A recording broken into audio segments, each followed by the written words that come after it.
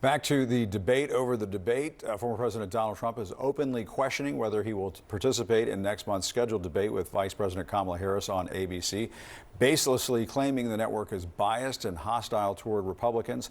Let's discuss more now with Trump's former personal fixer and attorney Michael Cohen. He's also the host of the Michael Cohen Show on YouTube, so check it out.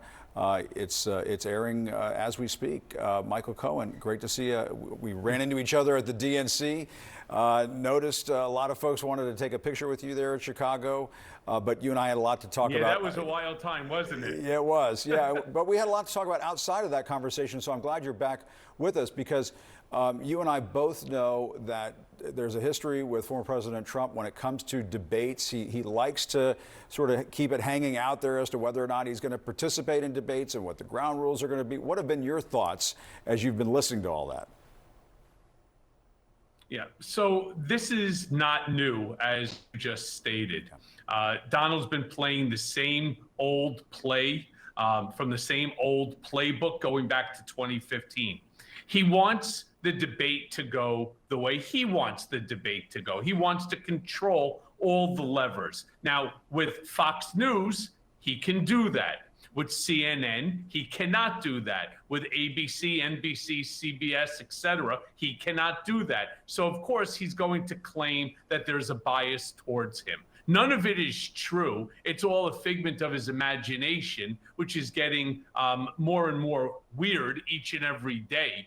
But he's going to end up showing up despite all of the nonsense because he knows what Kamala Harris is going to do to him, right?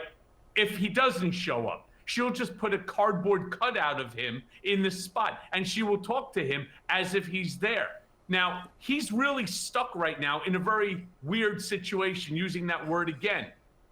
Why? Because if he doesn't show up, Kamala will just do it on her own. And again, she will bring a cardboard cutout of him. If he does show up, he's going to show up unprepared because Donald does not believe he needs to prepare. He said it himself the other day. I couldn't believe he actually said it. Yeah, he just said it. Yeah.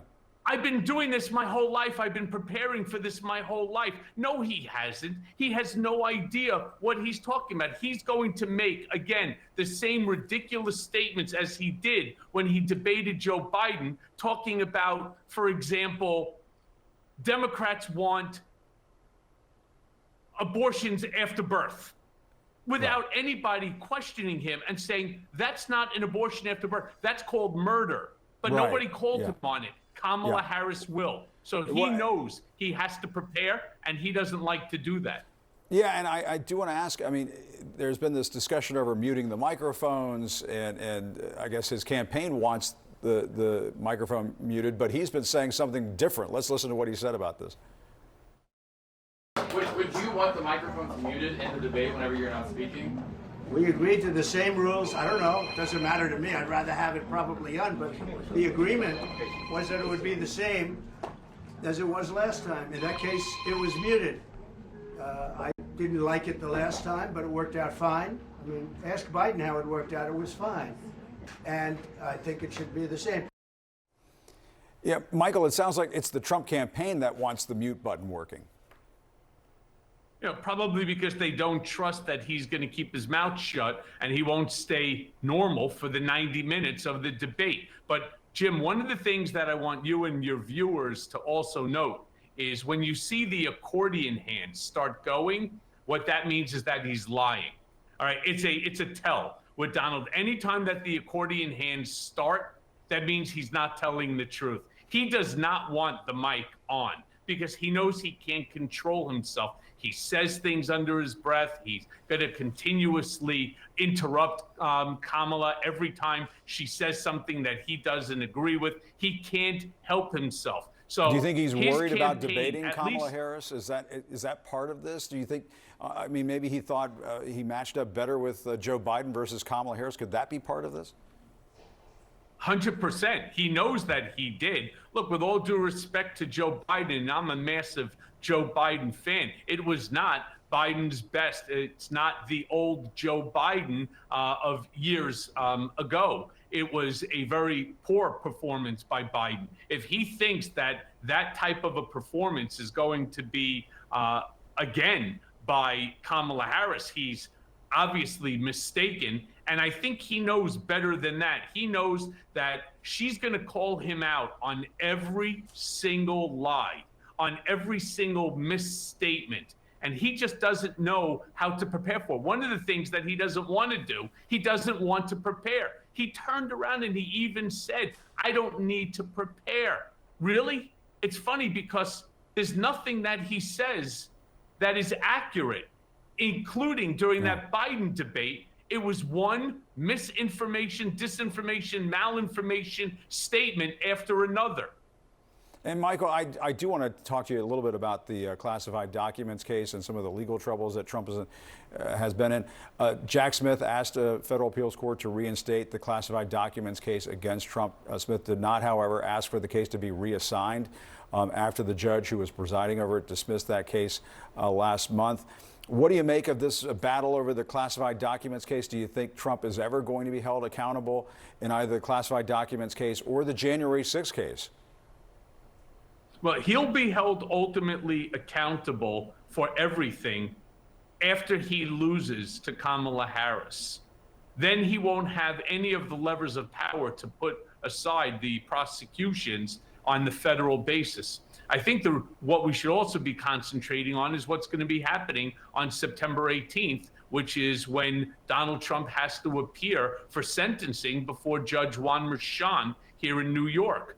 You know, one of the things that I think is very disturbing, and a lot of people feel obviously the same way, is Donald Trump, whether he's a former president or, God forbid, a million times again president, the law is supposed to apply equally to each and every one of us. And what Donald Trump has shown this country is that it does not, that he is above the law. When he said that he could kill somebody on Fifth Avenue and get away with it, he wasn't joking. So I do believe that Jack Smith, with the 11th Circuit, who's now overturned Judge Cannon's decision several times already, and I think that they've lost their patience with her. I believe that they will overturn the decision. It will be remanded, unfortunately, back to her court, and this case will go forward. Very, very quickly, Michael, finally, Trump has been saying that Kamala Harris became the nominee because of a coup. We're running out of time, but I did want to get a quick reaction to that from you. What do you think about that when he says that? He's an idiot. I mean, how else do you describe it? I mean, she got it as a coup. That, you know, had he and his campaign not done the debate against Joe Biden, he probably would still be running against Joe Biden, which is really what he wanted. It's not a coup. This is the way that the politics work. This is the way that the Democratic Party decided. She is the rightful nominee, as he is the rightful nominee, which has been provided to them by whether it was the Republican National Convention or the Democratic National Convention. They received the necessary votes. He is running against Kamala Harris. He needs to understand that. All right, Michael Cohen. As I expected, we did not have enough time to cover all the ground we wanted to cover. Let's get you back again soon. Michael, thanks a lot. Really appreciate it. Anytime, Jim.